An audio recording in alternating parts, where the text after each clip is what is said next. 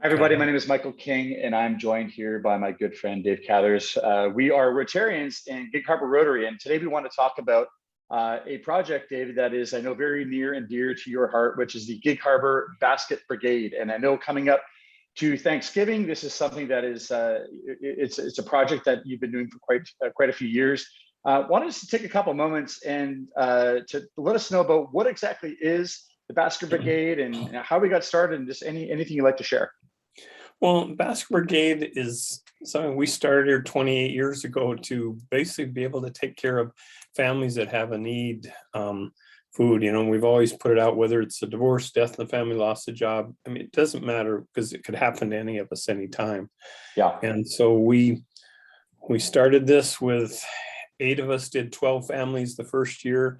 And what has grown out of it is that we've been servicing families each year, and this has grown to be a community event. And, you know, let's say Rotary's been right behind and supporting all this time, but we've been averaging now about 15 to 1,700 baskets. So that's feeding 6,000 to 7,000 people with running 475 to 500 volunteers helping. And it's a couple-day thing. But and I don't know if you want me to go into detail a little bit of what goes in the baskets or what we're doing. Yeah, no, please do. Yeah, and a little bit of what goes in the baskets, and also just what's the last year or two been like as well for this, because I know that times have been different. Yeah. Well, what we do is every basket gets a turkey pan. It gets a turkey, and it's wrapped, and there's a ribbon and raffia, you know, fancy, but a tag on there that says this basket comes to you from someone who cares. All we ask is you take care of yourself well enough to do this for someone else someday. And the best thing about that message is there's a lot of people that are helping now that have received baskets. So this has come full circle many times. But along with that, they get a box of food. We're trying to provide a Thanksgiving meal. I think we've always averaged probably a week or two's worth of food, but we'll have all the goodies, you know, cranberry sauce, corn, green beans, peas, gravy mix, you know, all this in there. I'm getting hungry right now. Macaroni and cheese, yeah. But the cool part, we started probably about 7 or 8 years ago on it too, is we were able to get the boxes donated, and they're flat, and we send those out to the kids in the different schools and Boys and Girls Club and YMCA, Boy Scouts, Girl Scouts, and then of course even the adults helping in our Rotary Club and throughout the community. They decorate them, anything from, you know, you take in the hand and draw the turkey to messages of, you know, bless you and whatever. Yeah. It's amazing. But what happens then, those boxes the food goes in there, and it's got that real personal touch. So we congregate everybody. We've used different places over the years. The last years have been one of the hangars at Tacoma Narrows Airport, but we get, as I say, about 500 people showing up. Wow. We set up kind of a conveyor system. I mean, like around the whole hangar, and you'll come in, you get a box, and you go down and add a can of beans and so forth, you know, and fill the box, come around and stack it there. And there's another group of people that always show up to wrap and do the turkeys. And then when we get a group ready and we've done, you know, say 100 of them, then we'll say, all right, we need drivers. So drive them out, lined up, and they come line up, and they pull up and say, you know, well, I can take, you know, 3 or 4 or 5, depending on how much room they got in their car. And what we'll do is we'll load the turkey in each box, and we'll have them numbered so we can keep track of this thing. And then we give them a Google map to actually say, here's where the house is. And they've got that, and that master list of those names doesn't go out to, you know, I mean, but technically, of course, you know, if you've got to drive and deliver, you got to know where you're going. Yeah. You would get a map of the houses you're going to, and some are going to know they're getting it. Some it's, you know, someone else has done it for them.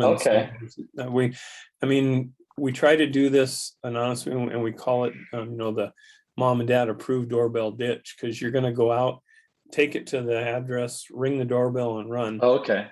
You know, because the tag says it, and it keeps the pride issues, you know, from someone's feeling odd about it. They don't have to. And if you do get caught, which I'm sure it happens. They throw towels at me every year or two, like they say at Rotary, if you cry, we won't donate, but they still do. we've had a lot of experience where we've gotten caught, and it's just been amazing. Yeah. Well, Any story before we talk about how things are going on this year? Any particular story over the many years that you've done it that really resonates or kind of tugs at your heart? Anything you'd like to share? um, probably one of the ones that always sticks to me. You had to ask me, so I can't talk. I Um, know. we had one year that the loaf of bread is all I can say, that Yeah. we had gotten a family of like 12 people.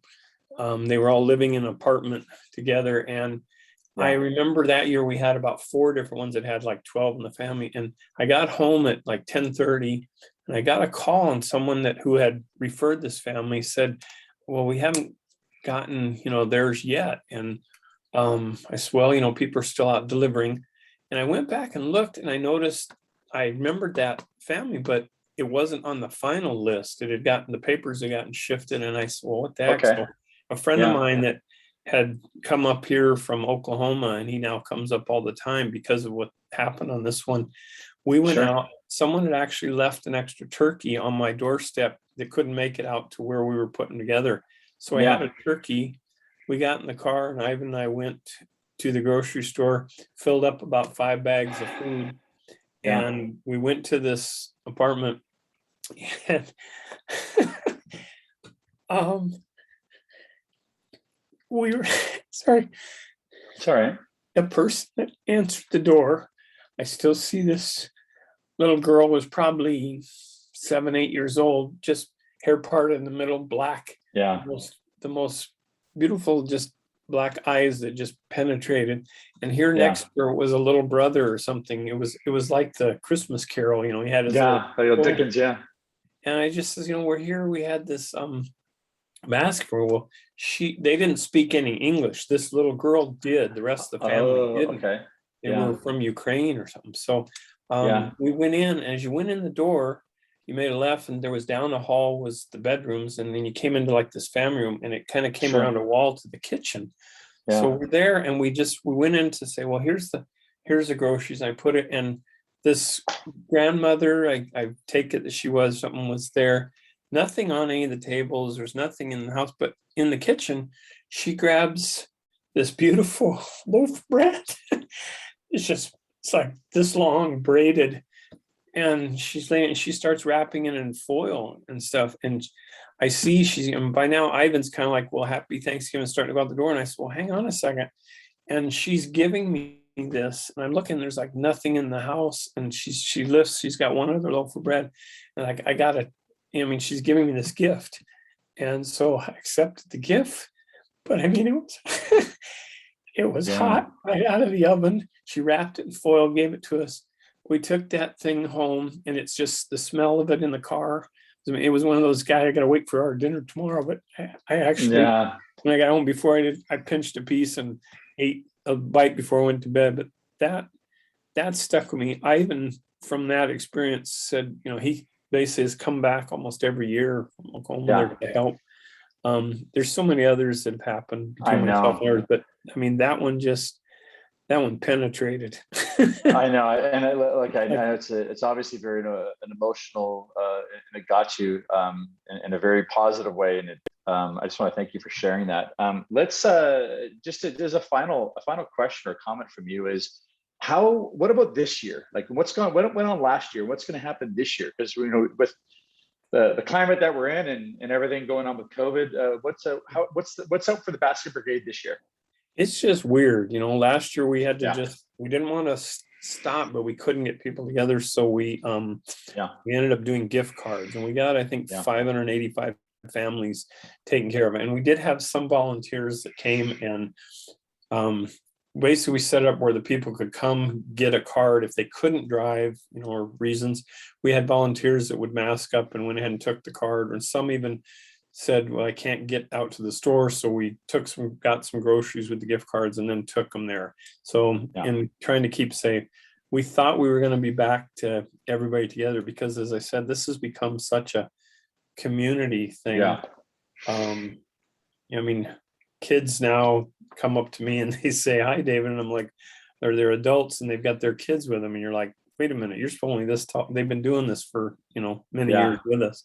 But we're gonna have to, this year, we just decided that we're gonna have to do the gift cards again. Yeah. It seems like we're almost there. We're getting over this hump. But No. a lot of people, when I put the word out, they were like, gosh, I want to get together because we just love this. This is our thing. But they were still a little hesitant. So we're going to do the same. We're looking for basically donations, more so monies now to buy the gift cards. Yeah. We're trying, and depending on how many families we have, we'll determine. Last year we did like $30 cards.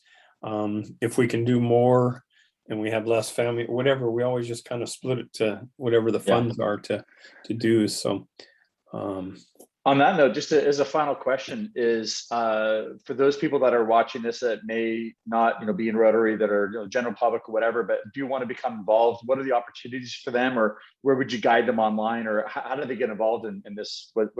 Sounds like a pretty amazing opportunity. Go ahead. Yeah, I can send you the link that we've got Yeah. to the site. There's one that's set up for volunteer and one set up for, if you know a family that has a need or something too. Yeah, I'll make sure I post that. Perfect. And normally what we would do is be delivering this day before Thanksgiving, but with this change, we're doing it the weekend before so that people can go to the stores and use the gift cards. So we're looking at like next Friday of next week. So then I think it's the 19th, I count like 19th, 20th, 21st, somewhere in there, to get these cards out to people. So they've got a few days to pick up whatever they can get with the. Well, I want to take a moment and honor you and thank you for sharing, and appreciate just the time you took to chat with me here, and the emotion that you've been able to kind of communicate about how much this means to you. So I'll give you the final word, my friend. Any last thing you want to say before we finish? Just thank you. And thank you to everybody who's participated, because it is, it's everybody coming together. Yeah. Awesome. I just hope we're all back together in person next year, because that's just awesome when we're throwing turkeys and boxes and loading up and going off to do doorbell dips. Good stuff. I appreciate your time. Thanks everybody for watching. Have yourself a wonderful day. Take care.